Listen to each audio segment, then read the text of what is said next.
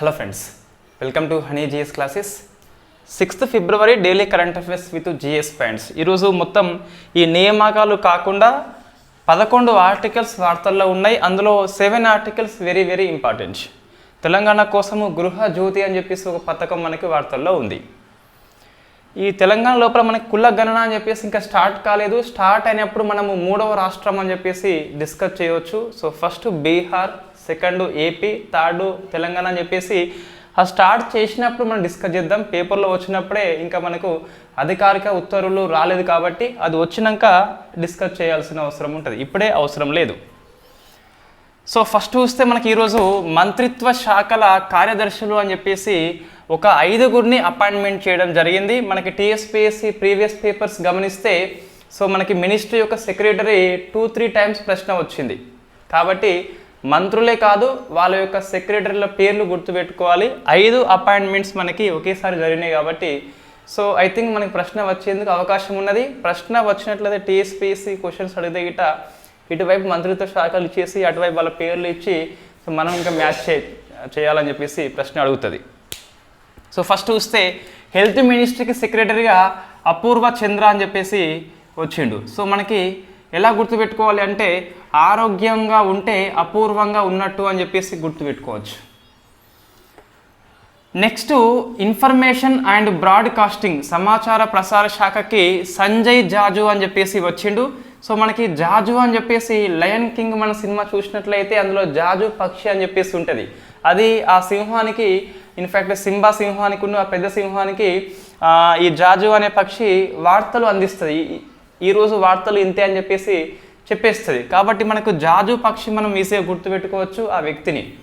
So సమాచార ప్రసార మంత్రిత్వ శాఖ యొక్క కార్యదర్శిగా సంజయ్ జాజు అని చెప్పేసి వచ్చిండు.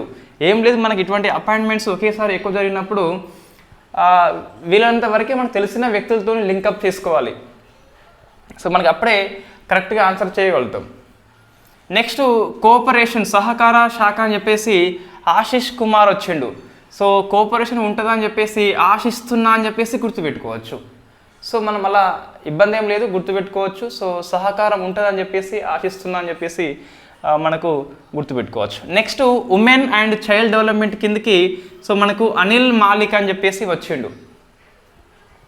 ఇది మనకి ఎలా కూర్చుంటుందంటే సో ఉమెన్స్ ఎక్కువ మనకు పొద్దున పనిచేస్తారు కాబట్టి సో ఏఎం అని చెప్పేసి అనిల్ మాలిక్ అని చెప్పేసి ఏఎం మీన్స్ మనకు పొద్దున పూట సమయం అని చెప్పేసి అలా గుర్తుపెట్టుకోవచ్చు. సుమిత్ర దవ్రా అని చెప్పేసి లేబర్ అండ్ ఎంప్లాయ్మెంట్ అని చెప్పేసి ఇది 5వ వ్యక్తి మనకు. సో లేబర్ అంటే చాలా కఠినమైన పని చేస్తారు. సో సౌమ్యంగా ఉండద్దు అని చెప్పేసి సుమిత్ర అని చెప్పేసి మనం గుర్తుపెట్టుకోవచ్చు. ఇన్ఫ్యాక్ట్ మొత్తం మీద 5. సో 5 మీరు ఎలాగైనా గుర్తుపెట్టుకోవచ్చు, లేదా కోర్సులు అవసరం లేకుండా ఎగ్జాక్ట్గా నేమ్ గుర్తుంటే ఇంకా మంచిది. నెక్స్ట్ అహ్మద్ బిన్ ముబారక్ అని చెప్పేసి యమన్ దేశం యొక్క ప్రధానిగా అపాయింట్మెంట్ అయ్యిండు. సో మన పిఎం మోడీ గారు కంగ్రాట్స్ చెప్పడం జరిగింది కాబట్టి సో కొంచెం ఈ స్పెషల్గా మనం గుర్తుపెట్టుకోవాలి అహ్మద్ బిన్ ముబారక్ అని చెప్పేసి. నెక్స్ట్ ఉపేంద్ర ద్వివేది అని చెప్పేసి ఇండియన్ ఆర్మీ యొక్క వైస్ చీఫ్గా వచ్చిండు. ఫిబ్రవరి 15 నుంచి నియామకం అనేది అమల్లోకి వస్తా అని చెప్పేసి మనకు ఆర్టికల్ చెప్తుంది. వరుణ్ ఘోష్, ఇది ఈనాడు ఆర్టికల్ మనకు. సో ఆస్ట్రేలియా యొక్క సెనేటర్గా ఎన్నికైన ఫస్ట్ భారతీయుడు అని చెప్పేసి పిలుస్తాం. సో వరుణ్ ఘోష్ వచ్చేసి ఆస్ట్రేలియా లోపల ఫస్ట్ సెనేటరు ఇండియా సంతతి కాబట్టి కొంచెం ఈ పర్సన్స్ ఇన్ న్యూస్ అని చెప్పేసి మనం గుర్తుపెట్టుకోవాలి. ఇతర దేశాల్లో భారతీయులు ఇన్ఫ్యాక్ట్ ప్రముఖ హోదాలో ఉన్నప్పుడు ఆ ప్రశ్న వచ్చేందుకు అవకాశం ఉంటుంది. సో అందుకోసం అని చెప్పేసి వరుణ్ ఘోష్ పేరు మనం గుర్తుపెట్టుకోవాలి. రైట్, వరుణ్ ఘోష్ అనగా మనకు వరుణ ఎక్సర్సైజ్ అనేది గుర్తుకు రావాలి. సో మీరు ఆన్సర్ చేయండి, వరుణ అనేది ఏ 2 దేశాల మధ్య ఎక్సర్సైజ్ అని చెప్పేసి అది ఆన్సర్ చేసే ప్రయత్నం చేయండి. మొత్తం 11 ఆర్టికల్స్ మనకి ఈరోజు వార్తల్లో ఉన్నాయి. So 6th February day of importance ఏం లేదండి. సో మనకు ఇన్ఫ్యాక్ట్ ఏదో ఒకటి కనిపిస్తుంది మనం సెర్చ్ చేస్తే, బట్ అంతగానం అయితే ఏం అవసరం లేదు. మరీ ముఖ్యమైన దినం అయితే కాదు ఎగ్జామ్ దృష్ట్యా. సో పబ్లిక్ ఎగ్జామినేషన్ బిల్లు మనకు లోక్సభలో ప్రవేశపెట్టారని చెప్పేసి వార్తలు వచ్చినాయి. So public examination prevention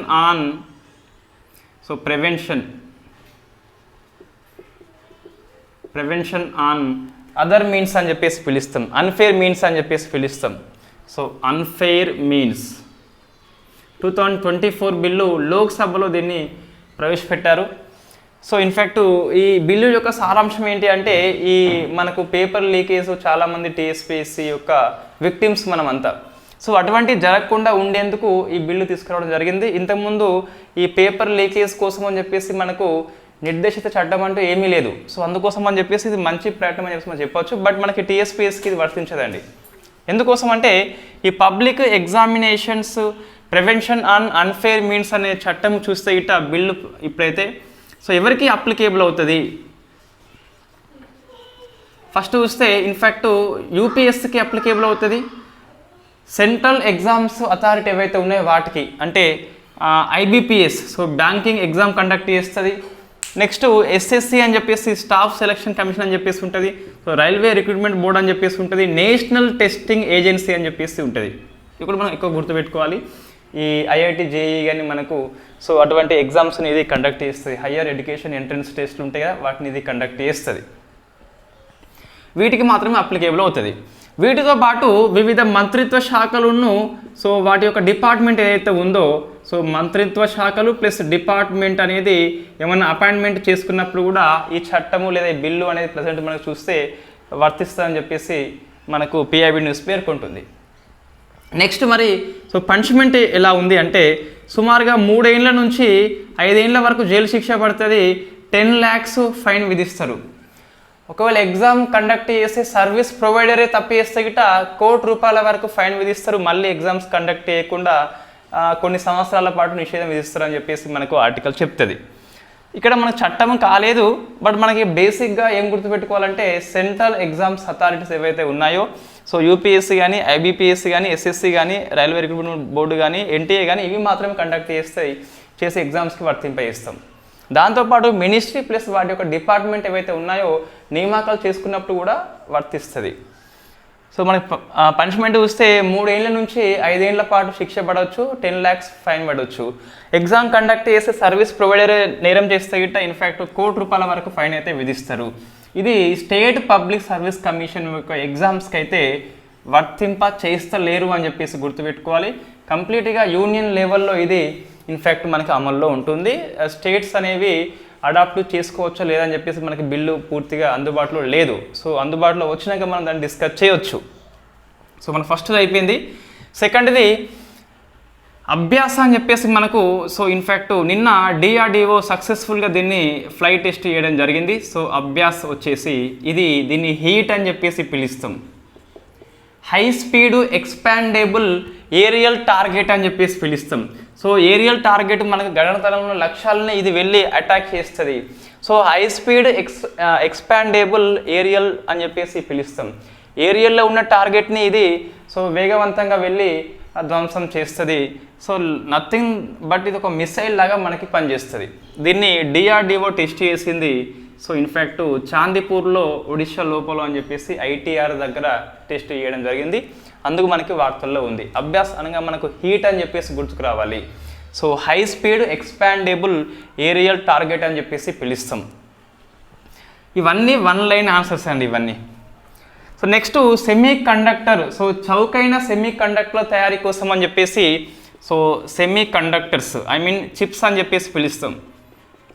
so దీనికోసం అని చెప్పేసి ఐఐటి మండి ఎక్కడ ఉంటుంది? హిమాచల్ ప్రదేశ్ లోపల ఉంటుంది. దీంతోపాటు వియన్నా ఆస్ట్రియాలో ఉన్న వియన్నా విశ్వవిద్యాలయము ఒప్పందం చేసుకోవడం జరిగింది. అందుకోసం అని చెప్పేసి మనకు ఐఐటి మండి అని చెప్పేసి వార్తల్లో ఉంది.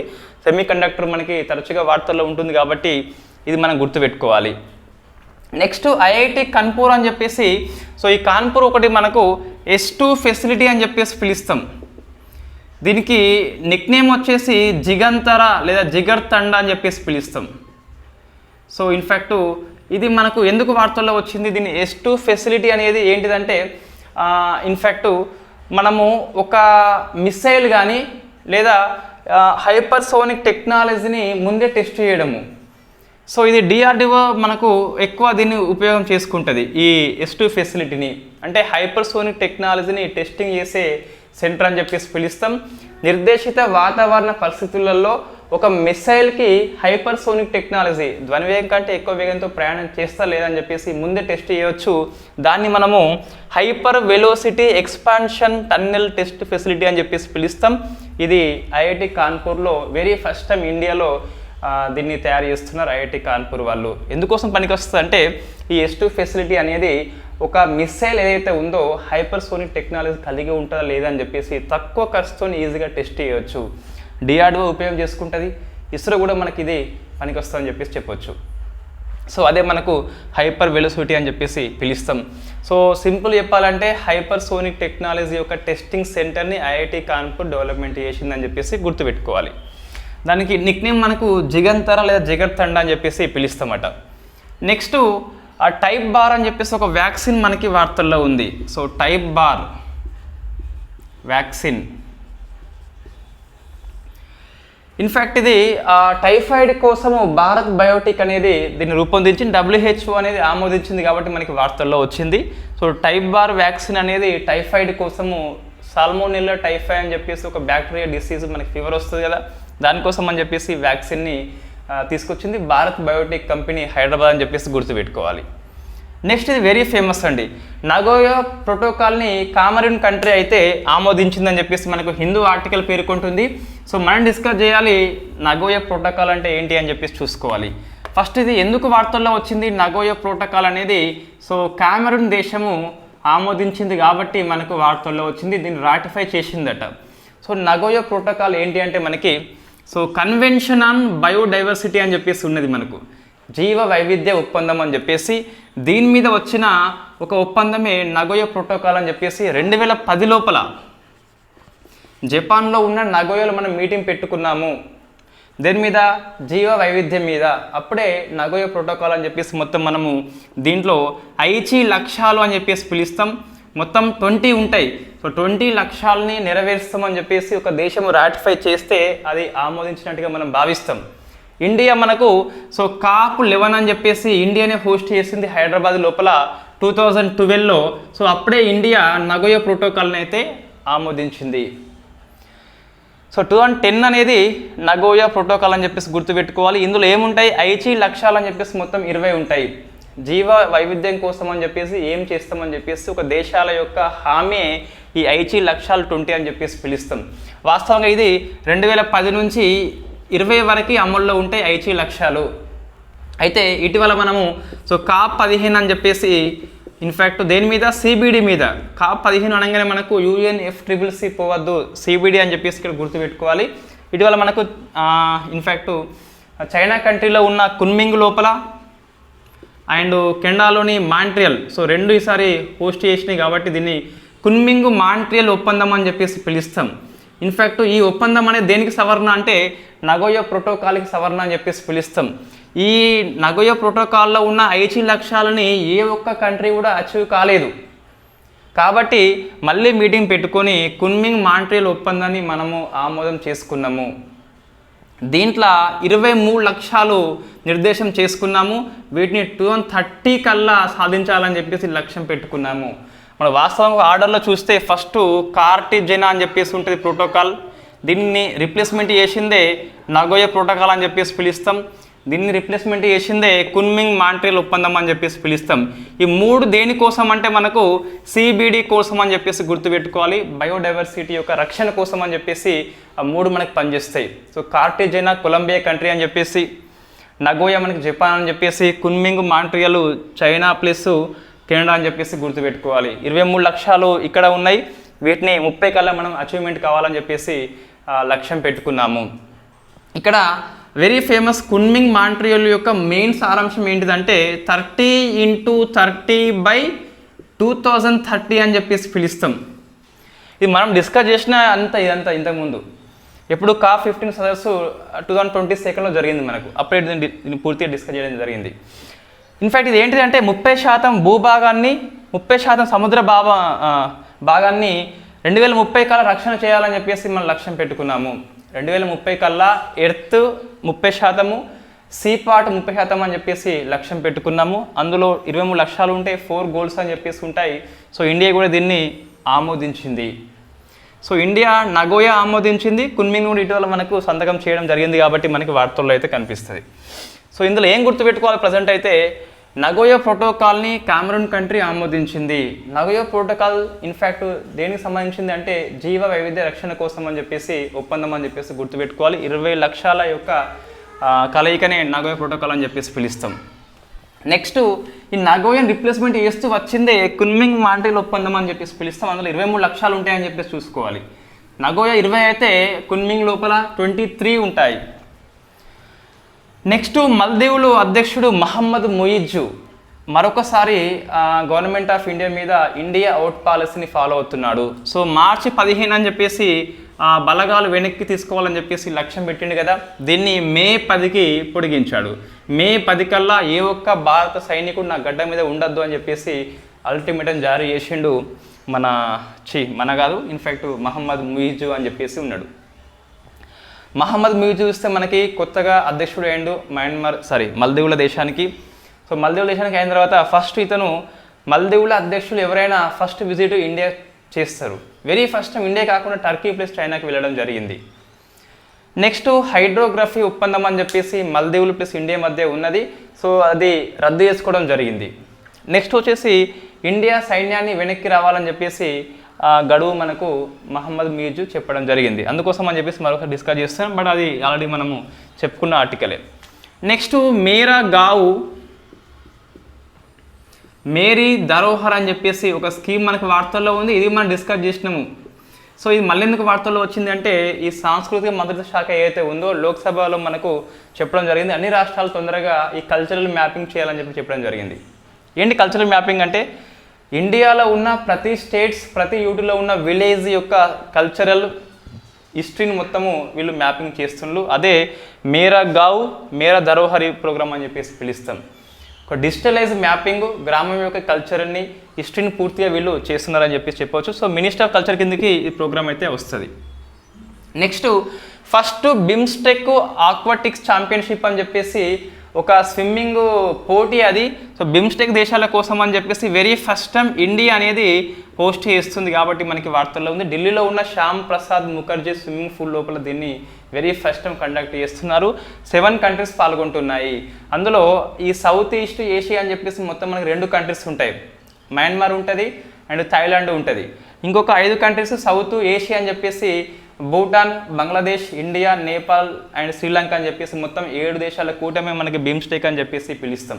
వెరీ వెరీ ఫేమస్ ప్రశ్న మనకు వస్తుంది. బిమ్స్టెక్ యొక్క హెడ్ క్వార్టర్ చూస్తే మనకి ఢాకా అని చెప్పేసి ఉండడం జరిగింది. ఇది ఇంతకుముందు మనకి ప్రీవియస్ ఇయర్ క్వశ్చన్.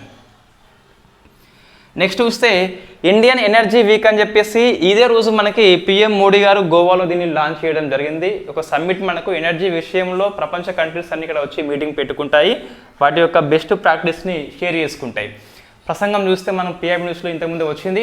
సో మేము ఇథనాల్ బ్లెండింగ్ ప్రోగ్రామ్ అని చెప్పేసి 2023లో 12% సాధించినామని చెప్పేసి చెప్పడం జరిగింది.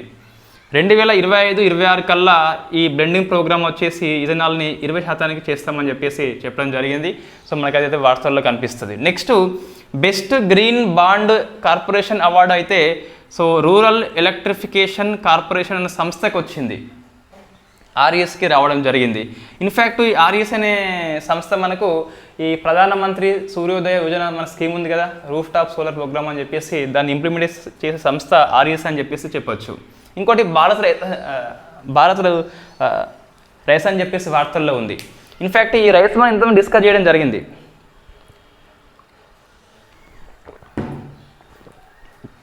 మొన్న February 4th తాడు మొత్తం మీద భారత్ రైస్ అని చూసి 29 రూపీస్ కేజీ అని చెప్పేసి మనం డిస్కస్ చేసినాం. బియ్యం యొక్క ధరల నియంత్రణ కోసం అని చెప్పేసి దీన్ని ఇంప్లిమెంట్ చేస్తుంది. ఓకే, భారత్ దాల్ ఉంది, భారత్ రైస్ వచ్చింది ఈరోజు, భారత్ అట్టా ఉంది, భారత్ ఎరువు అని చెప్పేసి మనకు 1 నేషన్ 1 ఫెర్టిలైజర్ అని చెప్పేసి పిలుస్తాం. సో అవన్నీ ఒక దగ్గర మనము నోట్స్లో రాయడం జరిగింది. సో అది నోట్స్ని షేర్ అయితే చేస్తాను. నెక్స్ట్ గృహ జ్యోతి అని చెప్పేసి ఈ తెలంగాణలో మనకి ఇది ఇంప్లిమెంట్ అవుతుంది ఫిబ్రవరి మాసం నుంచేనట. సో ఇది గుర్తుపెట్టుకోవాలి. సో మరి అర్హత ఏంటి అంటే మనకు సో 2022-23 ఇయర్లో ఎవరైతే 200 యూనిట్స్ వాడినారో మంత్లీ యావరేజ్గా వాళ్ళకు అర్హత వస్తుందని చెప్పేసి చెప్పడం జరిగింది. సో ఇది గృహజ్యోతి అని చెప్పేసి 200 యూనిట్స్ పర్ మంత్ అని చెప్పేసి మనకు అదైతే చెప్తుంది. సో ఇన్ఫ్యాక్ట్ దీని గురించి పెద్ద సమాచారం అయితే ఏమీ లేదు. అయితే ఒక కుటుంబంలో ఒక్కరికి కనెక్షన్ ఇస్తారట. అంటే ఒక కుటుంబంలో 4-5 మీటర్లు ఉన్నప్పటికీ ఒక్కరికే ఇస్తారట. అంటే మనకు ఫ్యామిలీని బేస్ చేసుకొని ఫ్యామిలీని యూనిట్గా చేసుకొని స్కీమ్ అయితే మనకి ఇంప్లిమెంట్ అవుతుంది. రైట్, ఇది మన ఈరోజు కరెంట్ అఫైర్స్. రేపు సమ్మిట్స్. సో సమ్మిట్స్ కూడా మనం కోడ్ పెట్టి ట్రై చేస్తున్నాం. సమ్మిట్ అండ్ ప్లేస్ అని చెప్పేసి ఆ థీమ్ కూడా వచ్చేలా ప్రయత్నం చేద్దాం. So thank you very much.